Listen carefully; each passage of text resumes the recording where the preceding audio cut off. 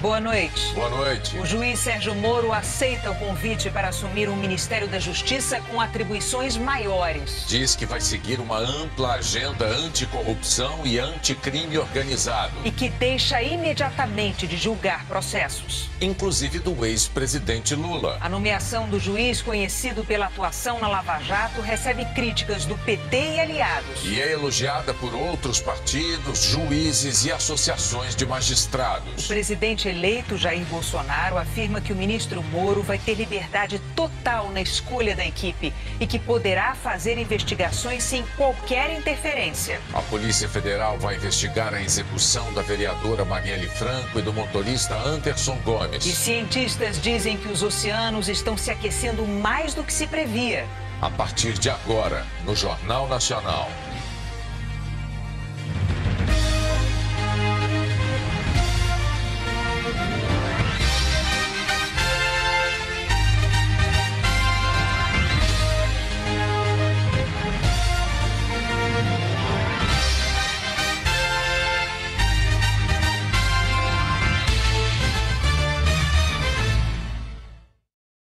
O juiz federal Sérgio Moro aceitou hoje o convite de Jair Bolsonaro para assumir o Ministério da Justiça para implementar um programa amplo de combate à corrupção e ao crime organizado. O presidente eleito afirmou que Moro terá liberdade total para trabalhar e que qualquer um poderá ser investigado. O voo decolou de Curitiba às 6h30 da manhã. Sérgio Moro não entrou no avião pela área de embarque com os outros passageiros. O juiz viajou sem seguranças e se sentou sozinho numa fileira. Passou boa parte do tempo lendo sobre novas medidas de combate à corrupção. Vários passageiros pediram fotos com ele. As repórteres Malu Maza, da RPC TV, afiliada da Globo em Curitiba, e Isabela Camargo, da Globo News, estavam no avião e conversaram com Sérgio Moro sobre o convite para ocupar o Ministério da Justiça. Mas ele não quis adiantar se aceitaria o cargo. Na verdade, não indo lá ainda para conversar, não tem nada decidido. O que o atrai a conversar sobre essa proposta? Eu entendo que o país precisa de uma agenda anticorrupção e uma agenda anticrime organizado. Se houver a possibilidade de uma implementação dessa agenda, convergência de ideias, como isso é feito, então há uma possibilidade, mas, como disse, é tudo muito prematuro. Moro falou com as jornalistas mais uma vez antes de desembarcar. A pergunta foi se haveria um impacto negativo na Operação Lava Jato, caso ele aceitasse ser ministro. Eu acho que é prematuro, né? Então nós temos que conversar. Acho surpreendente falar que não se deve nem conversar com um presidente que acabou de ser eleito por mais de 50 milhões de brasileiros. Logo que o avião pousou no aeroporto Santos Dumont, Sérgio Moro entrou num carro sem identificação que o esperava na pista. Foi escoltado por policiais federais até a casa de Jair Bolsonaro, na Barra da Tijuca, zona oeste da cidade. Ele chegou ao condomínio por volta das 9 da manhã e foi recebido pelo futuro ministro da Economia, Paulo Guedes, por Jair Bolsonaro e o filho Flávio Bolsonaro, eleito senador do Rio pelo PSL. Depois de 1h30 de reunião, Sérgio Moro saiu ao lado de Paulo Guedes e tentou falar com os jornalistas. Mas com o tumulto na porta do condomínio, desistiu. A resposta veio pouco depois das 11 da manhã, com uma nota oficial de Sérgio Moro. Ele escreveu: "Fui convidado pelo senhor presidente eleito para ser nomeado ministro da Justiça e da Segurança Pública na próxima gestão. Após reunião pessoal, na qual foram discutidas políticas para a pasta, aceitei o honrado convite. Fiz com certo pesar, pois terei que abandonar 22 anos de magistratura. No entanto, a perspectiva de implementar uma forte agenda anticorrupção e anticrime organizado, com respeito à Constituição, à lei e aos direitos, levaram-me a tomar esta decisão. Na prática, significa consolidar os avanços contra o crime e a corrupção dos últimos anos e afastar riscos de retrocessos por um bem maior. A Operação Lava Jato seguirá em Curitiba com os valorosos juízes locais. De todo modo, para evitar controvérsias desnecessárias, devo, desde logo, afastar-me de novas audiências. Na próxima semana, concederei entrevista coletiva com maiores detalhes. Minutos depois, o presidente eleito confirmou numa rede social que Sérgio Moro aceitou o convite para o Ministério da Justiça e Segurança Pública. Jair Bolsonaro disse: sua agenda anticorrupção e anticrime organizado, bem como respeito à Constituição e às leis, será o nosso norte. Sérgio Moro foi a um clube de golfe em São Conrado almoçar com Paulo Guedes e seguiu para o aeroporto Santos Dumont, onde embarcou para Curitiba às 1h40 da tarde. No fim da tarde, o presidente eleito deu uma entrevista coletiva para falar da nomeação de Sérgio Moro. Jair Bolsonaro explicou como vai ser a atuação dele à frente do Ministério da Justiça e Segurança Pública. Conversamos por uns 40 minutos. Ele expôs, logicamente, o que ele pretende fazer caso seja ministro. Eu concordei com 100% do que ele propôs, né? Ele queria uma liberdade total para combater a corrupção e o crime organizado. E um ministério com poderes para tal. Eu até adiantei, quem sabe, uma fração da COAF dentro do Ministério da Justiça. A questão da segurança, ir para a Justiça, nós já tínhamos decidido, e bem como as nomeações, ele tem ampla liberdade realmente para exercer o teu trabalho lá. Da minha parte, sempre fui favorável a isso, deu sinal verde e ele, via nota, aceitou o convite. Não podemos deixar continuar crescendo como está a violência no nosso país via crime organizado. E o caminho para combater isso é seguir o dinheiro. E você tem que ter meios para tal. E o Ministério da Justiça daria todos os meios para Sérgio Moro perseguir esse objetivo. O presidente eleito respondeu como pretende combater eventuais casos de corrupção dentro do governo e afirmou que qualquer um poderá ser investigado. Vai pro pau, pô, não tem esse processo não. E, inclusive, né, foi bem claro a conversa entre nós, qualquer pessoa que porventura aí apareça nos noticiários policiais, pode ser investigado e não vai sofrer qualquer interferência por parte da minha pessoa. Bolsonaro também falou sobre a possibilidade de a nomeação de Sérgio Moro enfraquecer a Lava Jato. Ele mesmo tem falado que tem outros bons juízes no Brasil, muitos bons juízes, na própria lá, a vara lá de Curitiba. A outra, acho que é uma mulher que assume o lugar dele, se eu não me engano, e ela vai fazer um trabalho semelhante ao dele. Afinal de contas, né, a pena, a punição é em função do que está nos autos. Jair Bolsonaro disse que órgãos de outras pastas vão estar dentro do novo ministério. Você pode ter uma parte do COAF lá também, que ele tem que ter informações em tempo real do lado dele para tomar providência. Ele tem que ter todos os órgãos do governo, uma representação lá dentro pelo menos, né, para que ele possa decidir de forma rápida o combate ao crime organizado. O presidente eleito elogiou o trabalho do juiz Sérgio Moro contra a corrupção. Ele é uma pessoa que eu acho que o Brasil todo tem que reconhecer e reconhece o trabalho dele. Ele nos deu esperança de dias melhores combatendo a corrupção. Botou gente que ninguém imaginava um dia que poderia ser presa por 10 minutos. Tá? E foi fundo, com seu conhecimento, investigando, apurando e punindo em primeira instância todas aquelas pessoas sem aceitar a pressão de quem quer que seja. Sérgio Moro pegou o voo da 1h40 do Rio de volta para Curitiba.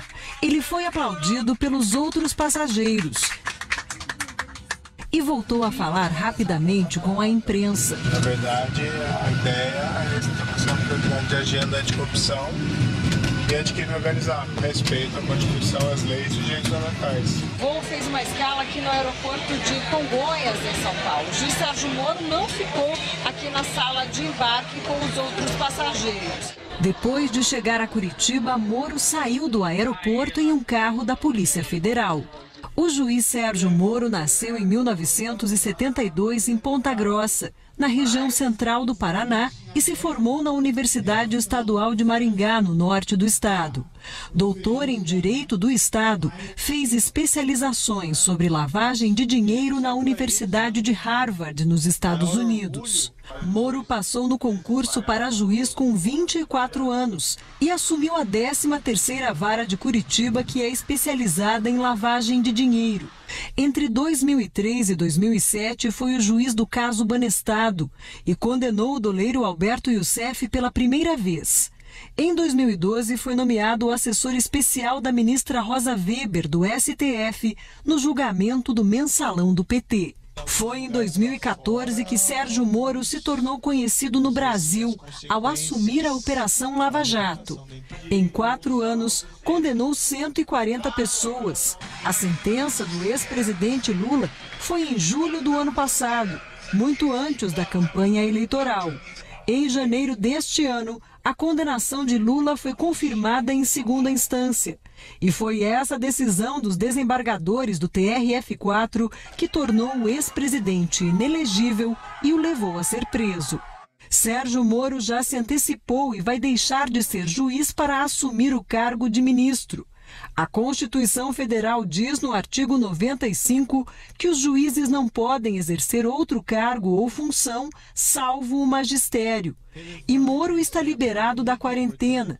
Isso porque a Constituição só prevê uma quarentena de 3 anos para quem for atuar como advogado, na mesma área em que era juiz. Com isso, não julgará mais o ex-presidente Lula, réu em 2 processos da Lava Jato. No dia 14 de novembro, ele seria interrogado por Moro na ação que apura o suposto pagamento de propina por meio de reformas no sítio de Atibaia.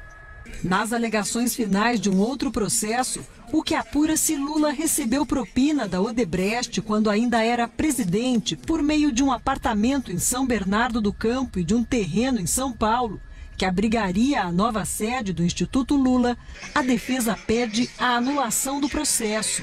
Os advogados afirmam que Sérgio Moro abandonou qualquer aparência de imparcialidade porque estava flertando com a possibilidade de participar do governo do presidente eleito Jair Bolsonaro. O próprio juiz Sérgio Moro já declarou que vai se afastar dos processos, inclusive deste. Quem assume a Lava Jato em Curitiba provisoriamente é a juíza substituta Gabriela Hart. Ela vai decidir se mantém a agenda de depoimentos sobre o sítio de Atibaia a partir de segunda-feira ou se adia o processo. Gabriela Hart é paranaense, tem 42 anos e se formou em Direito pela Universidade Federal do Paraná. Desde 2014 é juíza substituta da 13ª Vara. Em maio, a juíza mandou prender o ex-ministro José Dirceu, que na sequência conseguiu um habeas corpus no Supremo Tribunal Federal. Para preencher a vaga aberta pelo juiz Moro, o Tribunal Regional da 4ª Região vai abrir um processo de seleção. A indicação do juiz Sérgio Moro para o Ministério da Justiça provocou reações nos mundos político e jurídico, a maioria delas positiva, mas também houve críticas, as mais contundentes do PT. Entre os políticos do partido, o tom foi de que, ao aceitar o convite, Moro teria demonstrado que suas decisões judiciais contra o partido não foram isentas. Em nota, o PT afirmou que Moro sempre foi um juiz parcial e que isso fica evidenciado quando ele assume um cargo no governo que, na visão do partido, ajudou a eleger. A ex-presidente Dilma Rousseff listou decisões de Sérgio Moro, como a prisão de Lula antes das eleições e o levantamento do sigilo da delação do ex-ministro Antônio Palocci na semana anterior ao primeiro turno. E concluiu: o juiz Moro anuncia que largará a magistratura para ser ministro do governo que viabilizou a eleição com suas decisões. Manuela Dávila, a candidata a vice-presidente derrotada na chapa do PT, disse que ao aceitar o convite, Sérgio Moro decide tirar a toga para fazer política. Guilherme Boulos, que foi o candidato do PSOL à presidência, disse que Sérgio Moro resolveu assumir sua condição de político profissional. Na entrevista que concedeu hoje no Rio, Bolsonaro respondeu às críticas sobre a escolha de Sérgio Moro.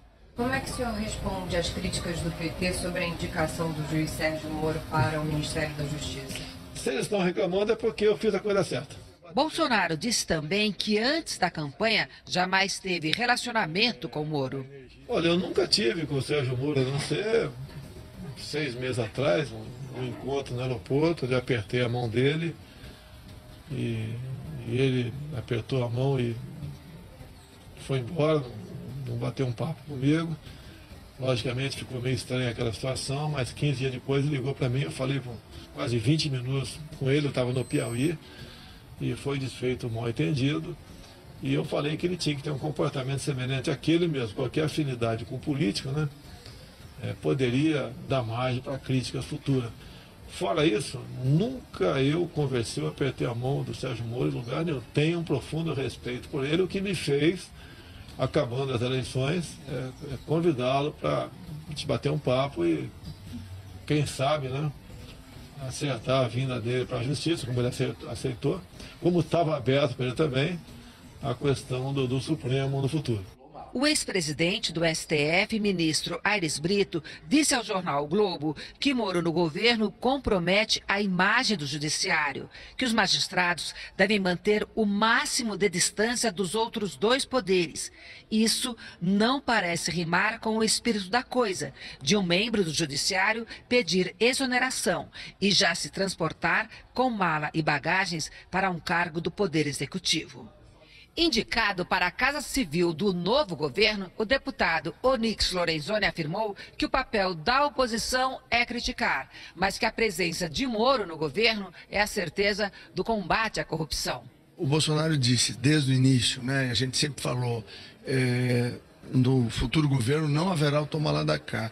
Com o Moro ministro da Justiça e da Segurança, não haverá toma lá da cá, e o guardião no combate à corrupção está aí, de olho muito aberto, com o apoio de todos nós, para que a gente consiga isolar. A senadora Ana Amélia, do Progressista, que foi vice do tucano Geraldo Alckmin nas eleições presidenciais, disse que para o governo Bolsonaro, a presença de Moro no ministério é um golaço. O ex-presidente, Fernando Henrique Cardoso, disse que Moro é um homem sério, que se combater a corrupção, ajudará o país. O líder do PSDB na Câmara, deputado Nilson Leitão, disse que a nomeação comprova o já reconhecido compromisso do juiz Moro com o país. O líder do PPS, deputado Alex Manente, destacou que a ida de Moro para o governo deve garantir a aprovação da PEC de prisão em segunda instância. O governador eleito de São Paulo, João Dória, do PSDB, afirmou que ter o juiz Sérgio Moro no ministério sinaliza um novo caminho de transparência e verdade na política brasileira. Juízes e procuradores receberam bem a indicação de Sérgio Moro. A Associação dos Juízes Federais do Brasil diz que Moro sempre foi um juiz exemplar e que muito contribuiu para o fortalecimento da Justiça Federal. A Associação dos Magistrados Brasileiros destacou que Moro tem todas as credenciais para assumir o cargo e que o trabalho desenvolvido pelo magistrado ao longo de sua vida, e especialmente nos casos envolvendo a Lava Jato, é irretocável. A Associação dos Delegados da Polícia Federal destacou que, ao aceitar o desafio de chefiar um reformulado Ministério da Justiça, Moro terá a oportunidade de fazer no âmbito do Poder Executivo aquilo que mais demonstrou ao longo da atuação no Poder Judiciário: combater de forma efetiva o crime organizado e a corrupção endêmica no Brasil. O procurador Deltan Dallagnol, coordenador da Lava Jato em Curitiba, diz que a indicação é bastante positiva para a causa anticorrupção e para o país. O juiz federal Marcelo Bretas, responsável pela Lava Jato no Rio de Janeiro, diz que competência profissional e dignidade pessoal não faltam a Sérgio Moro para exercer a função. O ministro Luiz Fux, do Supremo Tribunal Federal, gostou da escolha. Disse que Sérgio Moro é excelente nome. Imprimirá no Ministério da Justiça a sua marca indelével no combate à corrupção e na manutenção da rigidez das nossas instituições democráticas, prestigiando a independência da PF, MP e Judiciário. A sua escolha foi a que a sociedade brasileira o faria se consultada.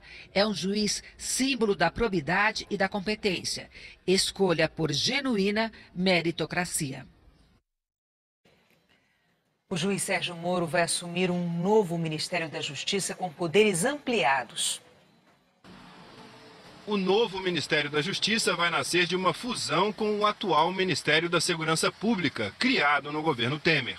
Ficarão sob a responsabilidade direta de Sérgio Moro vários órgãos que atuam no combate ao crime, como a Polícia Federal, a Polícia Rodoviária Federal, a Secretaria Nacional de Segurança Pública, que controla a Força Nacional, o Departamento Penitenciário, a Secretaria Nacional de Políticas sobre Drogas, a Secretaria Nacional de Justiça, que cuida de refugiados e recuperação de dinheiro desviado para o exterior, e a Comissão de Anistia, que trata dos casos de violação de direitos humanos na ditadura militar. Ao Ministério da Justiça também estão vinculadas a FUNAI, a Fundação Nacional do Índio, e o CAD, órgão que atua na defesa da concorrência. Além disso, o novo ministério deve absorver parte do COAF, que combate lavagem de dinheiro e hoje é vinculado ao Ministério da Fazenda. O superministério também pode abrigar a Controladoria Geral da União. A ideia do novo governo é montar uma estrutura que atue de forma coordenada no combate ao crime organizado, com destaque para a corrupção e lavagem de dinheiro. Sérgio Moro terá carta branca para montar a equipe e definir a estratégia. Ele deve participar das reuniões da equipe de transição de governo a partir da semana que vem. Nos últimos dias, Moro tem dito a interlocutores que o Brasil precisa de uma forte agenda anticorrupção, que é preciso consolidar os avanços alcançados nos últimos anos para evitar um retrocesso. Moro também avalia que é possível ampliar o combate ao tráfico de drogas. O atual ministro da Segurança Pública, Raul Jungmann, elogiou a escolha. Acho que é um ganho, inclusive, tê-lo agora no Executivo, e, portanto, dei parabéns a ele. Disse que estávamos aqui todos dispostos a ajudá-lo ao máximo, dar o máximo de informação que nós tivermos e tudo aquilo que ele necessitar, e a bem aprover para que ele tenha um ótimo desempenho. Investigadores da Lava Jato também gostaram. Muitos que atuaram em casos julgados por Moro em Curitiba acreditam que o novo ministro vai valorizar o trabalho de investigação e garantir os recursos e o apoio necessário para ampliar as operações. Outra missão de Sérgio Moro na pasta da Justiça é resgatar o projeto das 10 medidas contra a corrupção, que foi desfigurado quando passou pela Câmara. Só 2 medidas foram mantidas pelos deputados, entre elas a que criminaliza o Caixa 2, mas nem isso virou lei. Hoje o projeto repousa em um escaninho da Comissão de Constituição e Justiça do Senado. Não tem relator, nem previsão de votação. Na época em que o projeto foi entregue ao Congresso, com o apoio de mais de 2 milhões de assinaturas, Moro defendeu as medidas, penas maiores para os corruptos e o fim do foro privilegiado. Ele também pediu aos deputados que o Caixa 2 fosse qualificado como crime. Sou favorável a essa criminalização, tenho uma posição muito clara. Eu acho que o Caixa 2 muitas vezes é visto como um ilícito menor, mas é trapaça de uma eleição. Se isso não é criminalizado, é tido como permitido, quando de fato não é. Na época, o relator das 10 medidas na Câmara era o deputado Onyx Lorenzoni, hoje futuro chefe da Casa Civil. Ele, que viu o projeto ser derrubado pelos deputados, agora entende que as propostas podem ser resgatadas. Uma vez terminada essa legislatura, não há nenhum problema de o governo federal solicitar a reabertura dessa discussão aqui, se desarquiva lá no Senado Federal e a tramitação retoma, né? Ainda mais agora tendo o doutor Sérgio Moro como ministro da Justiça.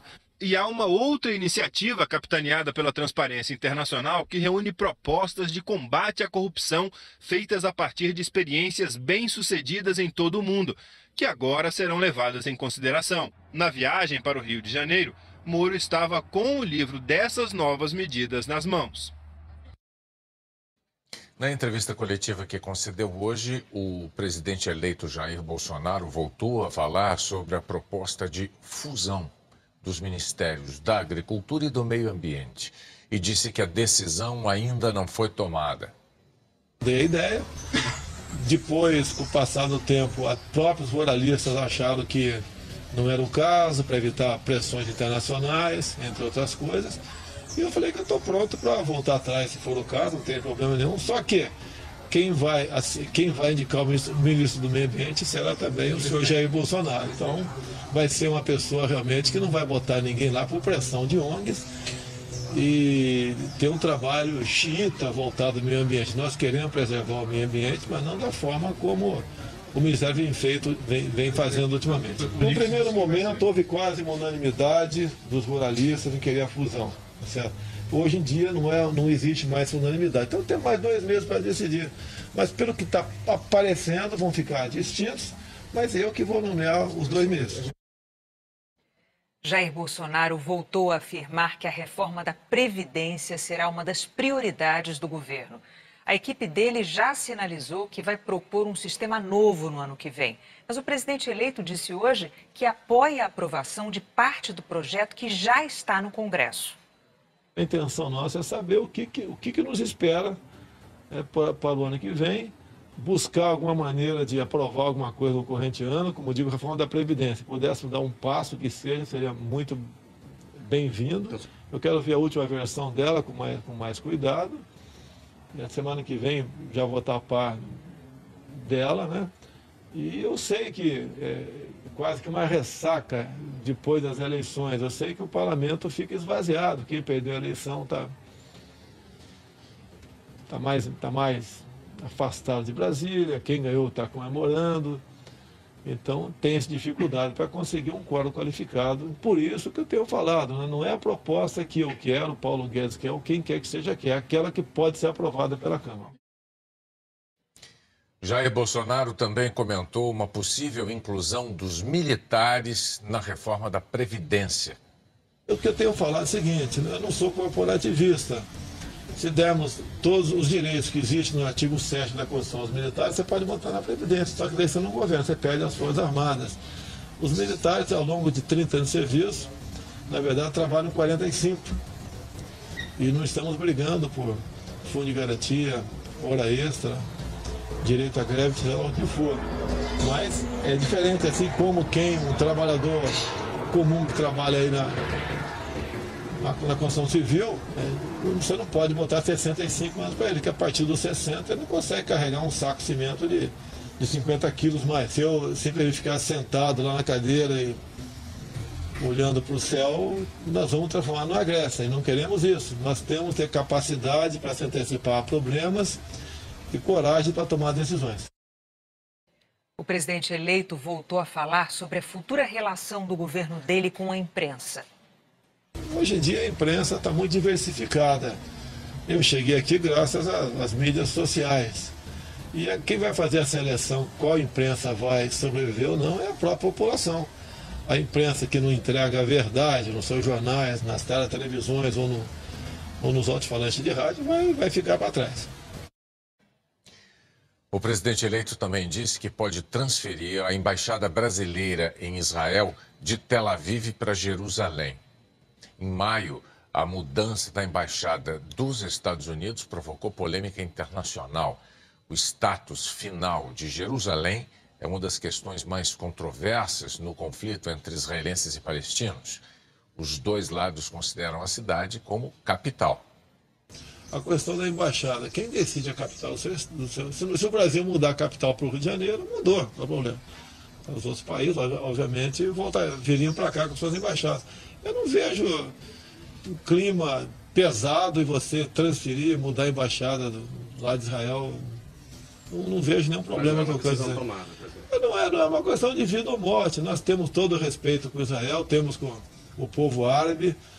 Aqui é um país onde todos aqui convivem pacificamente. E nós não queremos criar problemas com ninguém. Nós queremos fazer um comércio com o mundo todo, buscar vias pacíficas para resolver os problemas, mas não queremos levantar poeira aqui, de modo que venha prejudicar a convivência que nós temos com o mundo todo. Israel sabe do respeito que eu tenho por eles, o povo árabe também, e vamos pacificar essa questão, tenho certeza. A Bolsa de Valores de São Paulo teve hoje um dia de recordes. De manhã, o anúncio de que o juiz Sérgio Moro aceitou comandar o Ministério da Justiça e Segurança Pública agradou os investidores. Foi um sim comemorado pelo mercado financeiro. Logo depois do anúncio, a Bolsa de Valores deu um impulso e continuou em alta durante todo o dia. O Ibovespa fechou na maior pontuação da sua história, 88.419 pontos. É claro que o otimismo visto hoje no mercado não é só em relação a isso. Nós tivemos notícias positivas também do comércio internacional entre Estados Unidos e China, ou seja, que arrefeceram aquelas grandes dúvidas que tinham. Então eu acho que é um otimismo generalizado muito mais em função dessas duas notícias que carregam o Ibovespa hoje. Nessa esteira do otimismo, o dólar fechou em queda, valendo R$ 3,69. O anúncio de que o juiz Sérgio Moro aceitou o convite para assumir o Ministério da Justiça e Segurança Pública agradou aos investidores. Segundo economistas, é um sinal positivo no caminho do combate à corrupção, um dos pontos importantes para melhorar o ambiente de negócios no Brasil e trazer investimentos de fora. Então, os investidores estrangeiros, eu acompanho bastante eles estão com uma posição muito pequena em Brasil. Alguns não têm posição em Brasil, que historicamente isso nunca aconteceu, mas eles estão de olho. Eles estão esperando para que o nível de incerteza realmente baixe a ponto deles virem a investir no Brasil. A seguir, a Polícia Federal vai investigar a execução da vereadora Marielle Franco e do motorista Anderson Gomes.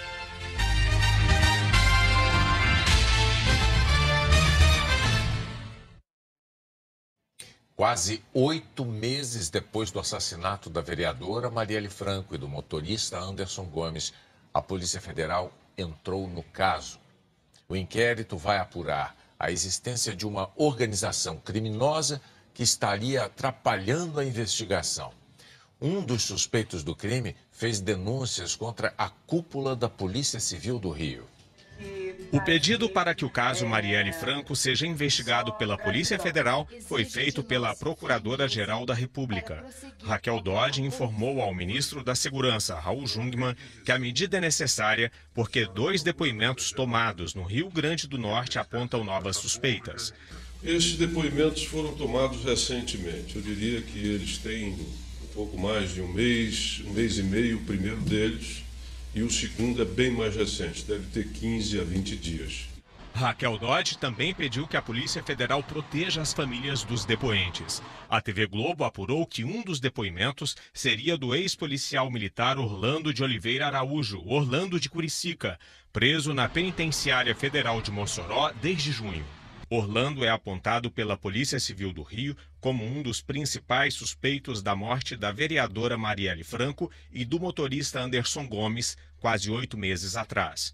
Numa entrevista publicada hoje pelo site do jornal O Globo, Orlando repete as declarações dadas ao Ministério Público Federal. Diz que a Polícia Civil do Rio não tem interesse em desvendar o caso. O motivo é que, segundo ele, policiais e até o chefe de Polícia Civil, delegado Rivaldo Barbosa, recebem dinheiro de contraventores para não tocar ou direcionar investigações, criando assim uma rede de proteção para que a contravenção mate quem quiser. Orlando de Curicica também acusa o delegado Giniton Lages, titular da Delegacia de Homicídios e que está à frente do caso Marielle, de coação para que ele assuma o crime, e diz que recebeu até oferta de perdão judicial. Orlando nega a participação no crime e afirma que o assassinato visava atingir o deputado federal eleito Marcelo Freixo, do PSOL. Marielle trabalhou com ele antes de ser eleita vereadora. O ministro da Segurança explicou que o Ministério Público e a Polícia Civil do Rio continuam investigando o crime. Raul Jungmann disse que a Polícia Federal abriu inquérito porque os novos depoimentos apontam a existência de crimes federais, como a atuação de uma organização criminosa para impedir que se chegue aos responsáveis pelos assassinatos de Marielle e Anderson. O próprio ministro definiu o inquérito da Polícia Federal como a investigação da investigação.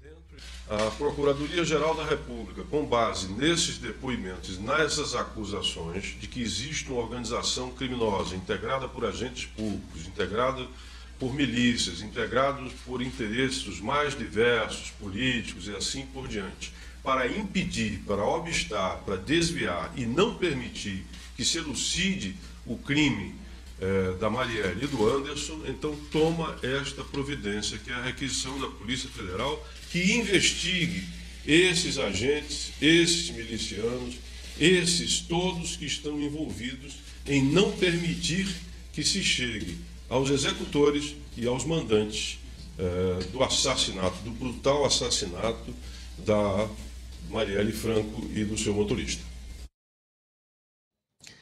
O chefe da Polícia Civil do Rio, o delegado Rivaldo Barbosa, disse que não causam surpresa as ilações feitas por um miliciano, porque, historicamente, chefes de organizações criminosas se utilizam desse artifício para desmoralizar instituições idôneas e seus membros. E afirmou que o caso Marielle e Anderson está muito próximo da elucidação. A Polícia Civil não quis comentar as denúncias relacionadas ao delegado Giniton Lages. O deputado Marcelo Freixo, do PSOL, afirmou que espera que o crime seja solucionado e que a denúncia de corrupção na Polícia Civil seja investigada. E o Ministério Público do Rio de Janeiro declarou que a cooperação da Polícia Federal é bem-vinda e que ainda não teve acesso aos 2 depoimentos citados pelo ministro da Segurança. O Supremo Tribunal Federal notificou o deputado federal Eduardo Bolsonaro, do PSL, para que ele apresente defesa por uma denúncia de ameaça. Eduardo é filho do presidente eleito Jair Bolsonaro e o deputado federal mais votado da história. Segundo a Procuradoria-Geral da República, em julho do ano passado, Eduardo postou numa rede social que namorava uma jornalista, mas ela negou e o deputado teria enviado a ela mensagens com ameaças e palavras de baixo calão. É crime de menor potencial ofensivo, que prevê prisão de 1 a 6 meses.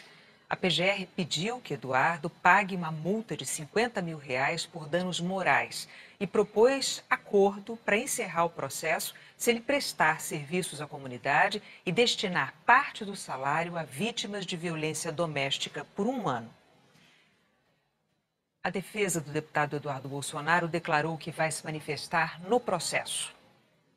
A seguir, cientistas dizem que os oceanos estão se aquecendo mais do que se previa.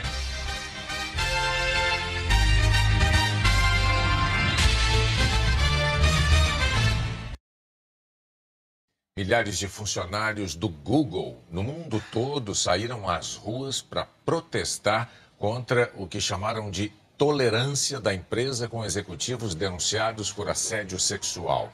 Houve marchas em Tóquio, Singapura, Londres, Nova York, entre outras cidades.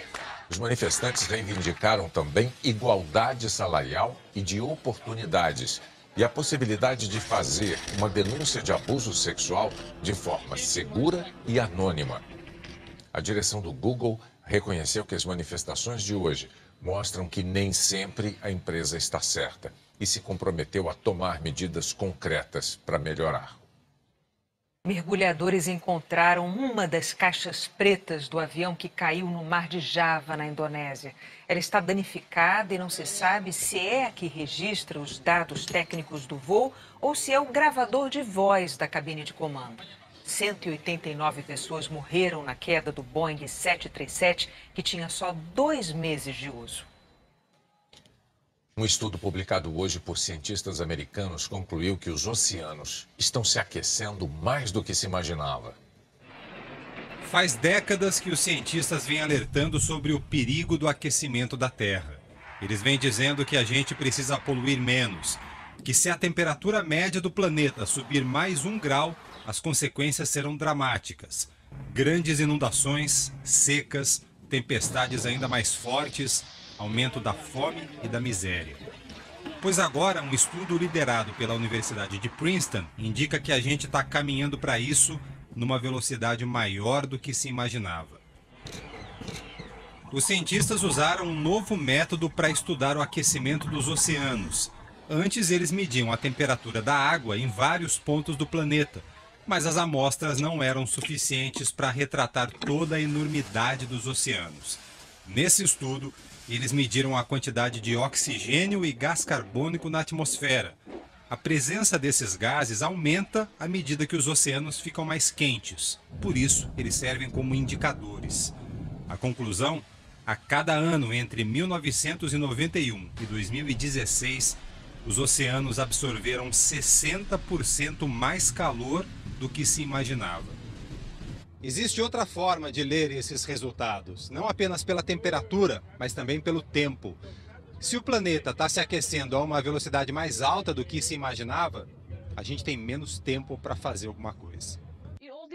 A principal autora do estudo, Lori Rasplandy, disse que vai ser muito mais difícil atingir o objetivo do Acordo Climático de Paris, garantir que o aquecimento do planeta daqui para frente não ultrapasse meio grau. Ela explicou. O estudo mostra que o planeta é mais sensível aos efeitos da poluição do que se acreditava. Como será que fica a previsão do tempo para o Brasil todo nesse feriado, para o fim de semana? Vamos conversar com a Maju. Oi, Maju, boa noite. O que você destaca para a gente? Oi, Renata, boa noite para você, para o Bonner e para todos. Antes de falar do feriado, olha aqui, Renata, ainda falando sobre a temperatura de oceanos, a gente tem que prestar atenção no aquecimento das águas do Pacífico Equatorial, viu? Do verão passado até o outono, elas estavam mais frias que o normal. De abril para cá, a temperatura começou a subir, continua em elevação, acima da média, e se continuar assim, a gente vai ter um verão com El Niño, como indica a maior parte dos modelos meteorológicos.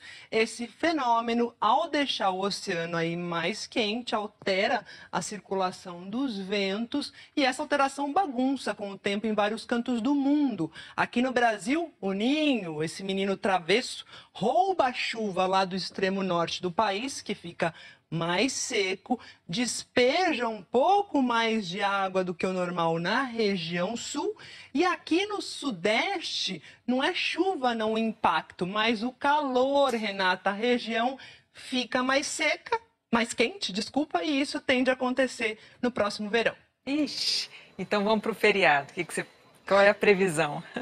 Agora vou pro feriado, ó, o feriado quente na maior parte do país, 38 graus lá em Teresina, 36 em Boa Vista, 33 em Campo Grande, também lá em Cuiabá.